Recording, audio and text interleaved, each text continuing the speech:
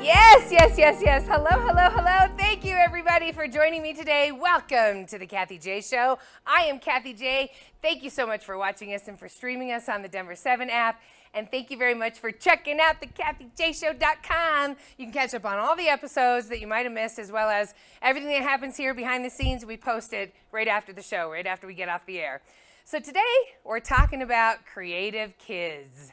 Now, I don't know about you guys, but I love watching that moment when kids find something that they like. When you see that spark light up, whether it's playing a sport or painting or even cooking, when kids find something that they actually like to do, you as a parent, you as a teacher, a family member, you get excited for the kid and you want to do whatever you can to help them learn more about it. It's not every day somebody actually says, I'm interested in that. I want to learn about that. So we as the adults in their lives, we want to help harness that, help them nurture it. Well, today we're going to meet a Denver kid who could be the next Steven Spielberg. Seriously, everybody. Yes, I know. When I met Jacob, that's the boy you're going to meet, it was at a movie premiere for an event at his school. Now, Jacob had filmed a movie about the DPS strike. You remember that a couple years ago? Well, something that you guys probably don't know about me is that I love the art of making a movie. When I watch movies, I don't watch the storyline. I watch the camera angles, I watch the editing, I watch what the actors are wearing, if there was a good edit, if her hair was like this in one edit and now it's like this in the other edit. That's how I watch movies. It drives people crazy. I can't sit through a good movie because I'm always critiquing it. But that's what I love. That's how I do it. So a few years ago, I was the MC of this event. It was a movie premiere for a Denver school. And before the actual movie was supposed to start, they let a student show a short movie about the DPS strike. So there I am, politely watching it, and then I keep watching it. And the more I keep watching it, the more I'm looking down at my script, and I'm like, it says it's a student that did this. A 15-year-old did this? He might have been 14 at the time. I don't even know, right on the edge of it. And I'm looking down going, a student? What? I mean, I tell you what, the DPS strike story was told in the right way, layout. He had the interviews, he had the right protest footage. The biggest thing to me, though, he was using the camera angles to create the mood of the film. If you don't know that, that is something that directors are so good at. It's a talent to be able to see it. And for a kid at 15 to accomplish it, I was like, oh, okay, I gotta tell him how awesome he is. So I congratulated him, told him how much I liked his work, and then something happened that has never happened to me before, because I meet a lot of kids. I meet a lot of really talented kids. When I see them, I always tell them, you're doing great. Keep doing what you're doing. You're on the right path. But this kid, Jacob's got a dad. Jacob's got a dad that doesn't stop when it comes to giving opportunities to his children. So Jacob's dad, Brian, followed me into the parking garage after the movie, and he got my contact info just to have, because you never know what the future might hold. You never know how that revolving door of life comes back to you. And guess what, everybody? I got goosebumps because the future is here. I got a TV show to give him a platform. My 15-year-old is now about to turn 17, and his first full feature movie is going to be premiering this Saturday in downtown Denver. It is the coolest story ever. He's a beautiful, wonderful kid. I can't wait for you to meet him. And his dad, Brian, is here as well. We're going to talk to his dad about how he nurtured Jacob's dreams, so all of you parents at home can know it's about time. It's about quantity over quality, everybody. We will be right back with Jacob and his dad, Brian. Kathy J. Ramos Law is an official partner of the Kathy J Show. He's a medical doctor and a lawyer. Ramos Law, what makes us different makes us better.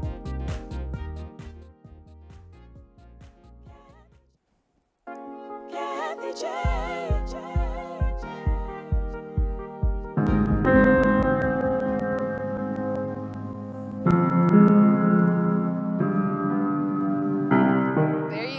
There you go, everybody. Welcome back to the Kathy J Show. This is a sneak peek at a very creative kids movie. It's his first full-length film, premiering this Saturday in Denver, 2 days before his 17th birthday.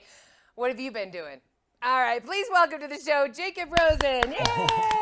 Hi, Jacob. Thank you. Thanks for having me. Thanks for being here. Yeah, I'm excited. I love you so much. I love you and your dad, your whole family. Yeah. So your dad obviously chased me down in a parking lot. Yes. And said, you know, like, my son, I really want to support him, and can I get your number just in the future? When I talked to your dad about you coming on the show this time, he was just telling me how confident you are, how you've always been the kid that said, I think this is cool. If you think it's cool, cool. If you don't, cool.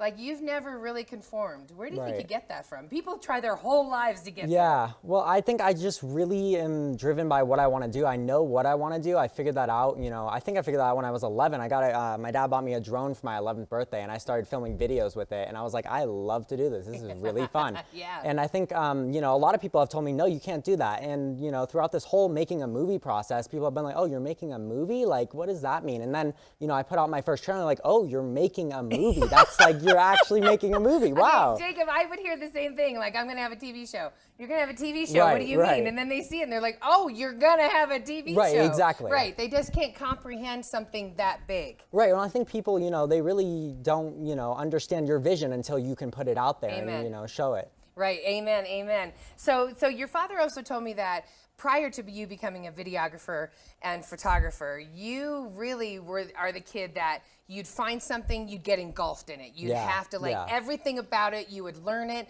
You would tell every adult you could find, whether it was building stuff or playing the drums. What are you building right there? I think that's a little small airplane on my tricycle wheels. Yes, so, of course. We all did that, didn't we? We all decided to do that with our soda bag boxes. Okay, so you've been like, and then you got introduced to photography. That was first, right? Yeah. And so you fell in love with it, huh? I guess, photography and videography kind of came at the same time, but I stole my stepmom's camera to go on a cruise, which she's, not too happy about, but, thank you for that. Don't worry, you'll get it back, stepmom. Exactly. She got it back. She did get it back. But, I remember the first picture I ever took, this was at Fort Lauderdale, and the planes fly right over the cruise ship, and I took a picture, like, straight up of a plane. I was like, that's really cool. I want to start doing this. And so, I started taking pictures on that cruise ship, and, I got back and I bought my first camera, and I started making YouTube videos with that, actually. Yeah. I think a lot of, what I did with during my time with YouTube taught me what I know today about video and also photos. Okay, I'm so glad you brought up YouTube. So you started your YouTube channel, and it was to do a video every day. Yeah. Okay, that's a big commitment. Yeah. But some of your videos were short, some of them were long. Right. That's when you learned quality over quantity. Quality over quantity. Correct? Yeah. So some of my videos, they were like, I wanted to do it every day, but some of them were like 15 seconds. It's like, Here I am. I have nothing to say. Goodbye. Well, exactly. But like, I wanted to stick to that, the consistency of it. But I learned, over time that like making a good video, it takes time. It takes more than a day. And these people that do it, professional vloggers that did do it, every single day, I don't know how they did it. I don't think they slept. Yeah. So is that, do you think that's who influenced you the most, is everything you learned on YouTube? Yeah, I really do. Yeah. I think Forever, originally. You know how many people right home are sitting at home going, well, we knew this day would come. We've heard that this was happening. Yeah. But that's true. true. Well, and every kid wants to be a YouTuber, and, yes. It's a very small percentage that end up doing it. But I think, filmmaking techniques, I think the first person I ever learned from was Casey Neistat. And he made so many, I think he did vlogs for 800 days in a row. Wow. And that's where I learned how to do that. But and then I switched over to, filmmaking. I was really interested in like actually filmmaking, telling a story, rather than just like, oh, follow me along my day. Yeah. And I think Peter McKinnon really taught me like how to do that, and just camera angles, and, how to color, and just all these different things. And he's also a photographer as well as a cinematographer. So, it kind of, they blend together really well, and you learn a lot from both. I love that. I love that you knew exactly who you liked their style. Right. And then you just copied their style. Yeah, well, that's exactly, you great artists steal. Right, that's exactly right. Because you have to know, my professor in college always told me you got to know the rules before you break the rules. Exactly. So the fact that you're this young, knowing the rules and already learning to break them is just really insanely cool to me. So let's talk about your movie. So you said, like, I'm ready to share my thoughts with people. I want them to see my visions. Right. So you started storyboarding. Right. You totally broke it down like you would, like a director, editor, writer would do for a movie. Yeah. There's your storyboard in the basement. Your dad said you kind of overtook the basement. Yeah, I mean, the basement is my space, and I love it because I can be creative down there. It's a lot of space for me to do that. It's nice. Okay, so then you get to, I'm sorry, before we talk about the movie, I have to talk about what you did at your prom. Because being dedicated to his craft, everybody, means that you don't always have time to be the kid. So you literally left your prom to go shoot front row for Yeah, Big Head Todd yep, and the Monsters. yep. There you are. How Yeah. cool is that? Yeah, I love, concert photography is honestly one of my favorite things. And I'm so grateful that concerts are back. I just shot some shows in Boulder this past weekend, but I love concert photography. And, that opportunity came up and we had homecoming that night. And I was like, I'm not going to that. I'm going to go shoot the show. So you didn't have a date, obviously. No, Okay, no. Because I was like, did he leave the date? No, How does this happen? I couldn't do that. Because I know you press, you only get one pass. Right. So it's right. not like she's coming with Right, you. exactly. Yeah. So that's awesome. So that is the money then from the photography that you shoot cars, you've done headshots for people, you do concerts. You use that money to help kind of fund the movie. Yeah. That's awesome. Yeah, a lot of it, most of it was self-funded. We created a GoFundMe where we raised some money, but majority of it was self-funded. And it's just because I believe in it so much. I really want to put something out there, and I believe in myself that much. I feel like it's an investment rather than a loss, even though I know I'm not going to make money off of this. That's exactly right. You have to take that chance. Exactly. You have to take the chance. And if it doesn't work, it doesn't work. But I hope you it does. did it. Exactly. And I did it. I can say I did it. Man, I love that. Okay. So how long did it take you to make this movie? So we started. The Perfect Match. I'm sorry, that's the name of it. Yes. So we started in July. So the first time we ever had the idea was in my friend Mario's basement. Mario's our lead now. Yes. So our friend Mario's basement. We were playing a game of pool, and his friend's uncle came down. And he's like, "Hey, does anyone want this piano?" I'm like, well, "I've always wanted to burn a piano for a film." And then I wrote the film the next week. So you wrote the film off of being able to burn a piano? Yep, basically. We never used that piano. It wasn't the right piano. Oh, really? Is that the piano? So that's a different piano. So you broke the piano. We burned the piano. Oh, yeah. you did burn. Yeah. Well, we have to. Okay, there are two pianos. Okay. Nobody's supposed to know that. But Are you kidding me? You had a stunt piano for your piano? Yes, we did have two pianos. I love that. Yep. But only a director would think you needed something like that. Well, right. It's just in case anything goes wrong. And the day we filmed in that field, it was supposed to be cloudy. It wasn't cloudy all day, but it was cloudy at the beginning and end. And also, it was like 30 degrees outside. This is the middle of March, and the wind chill, it was like 30-mile-an-hour wind. It was awful. So your drone was going crazy. I didn't use my drone that day because of that. But I do want to say, one of the things that catches my attention in your trailer footage is the drone footage. So I got really lucky that day. It was super fun. We had a 2-day film thing, and I knew it was going to be cloudy because I was all over the weather, obviously. But, right. And I just got really lucky that morning. All the clouds were so low hanging. I'm like, let's go drive. And so we took it out. I'm flying from inside that car. Are you really? Yeah, I'm inside that car. I was going to ask you, where are you flying from? I'm flying from, and that's about 3,000 feet up, I think. That's amazing. And you don't have a stunt drone for the drone. You still No, have I just have one drone. I can't crash that one. All right. When we come back, everybody, Jacob's dad, Brian, is going to be joining us right here on the couch with Jacob. And he's going to talk to us about how parents can get behind their kids and their dreams. We're going to be talking about it after the break. Don't go away. Good job, Jacob. Thank you. Man, he's good. Kathy J. Oakwood Homes is an official partner of The Kathy J Show. Oakwood Homes, building happiness.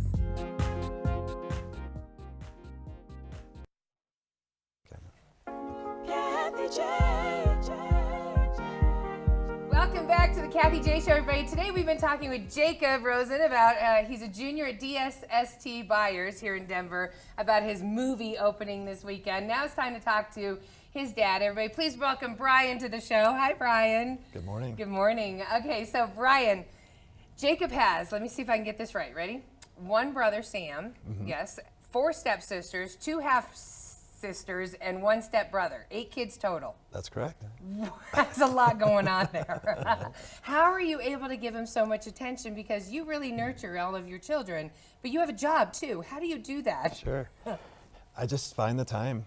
It's like he's just your priority.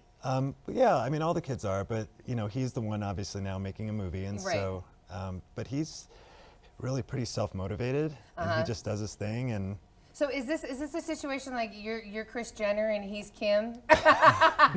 Like he's the favorite of the siblings and you're gonna be the momager? I wouldn't say that. He is the oldest, though. Yes, okay. Well, but the DPS strike video that I got to see, Yeah. in the trailer, there's a lot going on that a 16-year-old can't do. You had to be the dad. You were the one driving him to those DPS meetings. You were the board meetings. You're the one that helps him when he has an idea for something with the film that he needs to talk out and needs funding or help with. You're that guy. Yeah. Tell me how that is as a dad. I mean, as a parent, you love your children, Yes. and you want to support them in whatever they're interested in. But a lot of parents say, I'm too tired, or we don't have any money or any of that. Yeah. Like you still, something in you knows that as a parent to nurture him. Yeah, and so many parents just don't get there. Yeah, well, you just find a way. You can't. You got to tell me more than that. Okay, but I mean, he's also the president of Jacob's PTA. So I mean, you do things that don't require money. It's showing up, right? And you and your wife have had the means. You've worked hard to have the means to support your kids, but you also were telling me other things that you do that require no money, like reaching out to people. Oh, sure. Yeah, all Like the time. me. Yeah, well, Jacob's mother and I both, we just, try to create as many opportunities for our kids as possible based on, what they're interested in. So things like he'll just say, hey, my kid wants to shoot photography. Is there a way that he can come and film this concert, or he can get on Folsom Field? Or Absolutely. You're the dad that's doing that.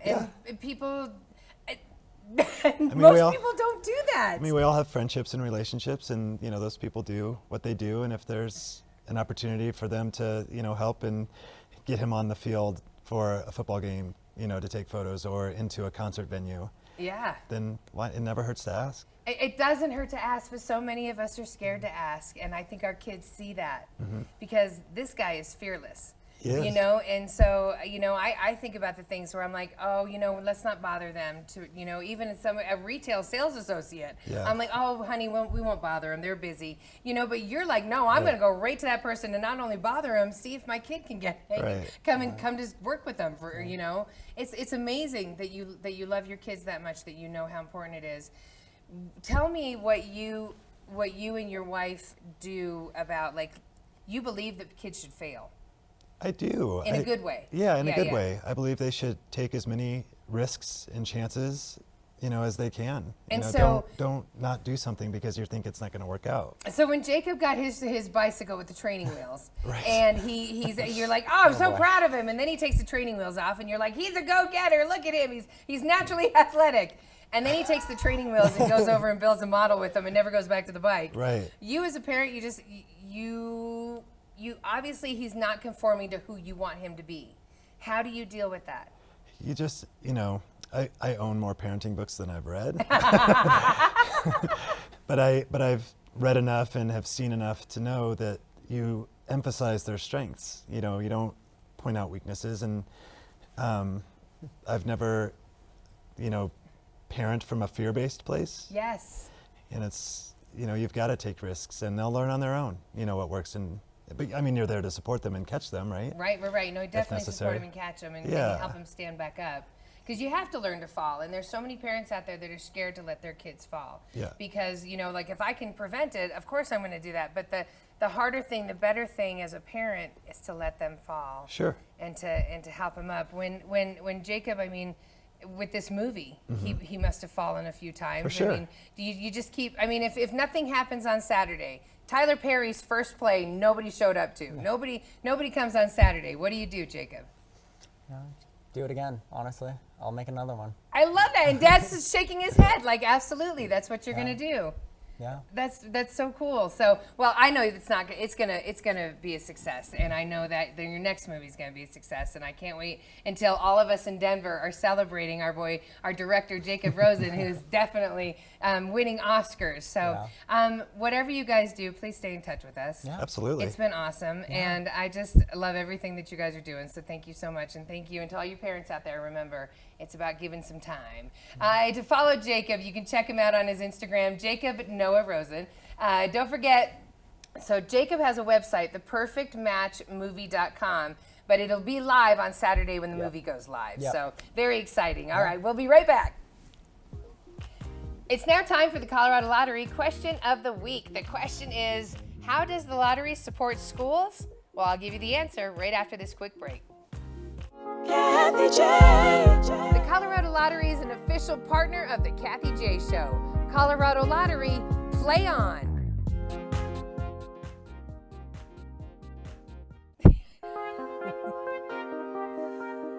Welcome back to the Kathy J Show. Before the break, I asked you, how does the lottery support schools? The answer is, The lottery funds school capital infrastructure projects through the program BEST, which is Building Excellent Schools Today. They have built some schools, and we love the Colorado Lottery for doing that and for helping our beautiful state of Colorado. So it's already time for the show to end. Boo! But I have to thank my partners, Ramos Law, FitMD, the Colorado Lottery, and Oakwood Homes. I couldn't do the show without you. Thank you very much. Thank you to IKEA Centennial, and thank you very much to Brian and Jakob Rosen, for being here today. So before I let you go, any final thoughts for kids out there wanting to follow their dreams? Yeah, I think it's just, you have to go for it. A lot of people are going to tell you no. I've been told no more times than I've been told yes. For parents, it's just, support your kids because, I wouldn't be able to do it without my parents. Like, if they didn't support me, I've missed, a decent amount of school to be able to do this. And, but they said yes. Stay on the school. I know, I'm kidding. But they trust me. They trust me enough to know that I'll get my work done and I'll do what I want to do. So that's closing words, everybody. Thank you so much for being here. Good luck on Saturday. You. Break a leg. Bye. Thank you. Thank you.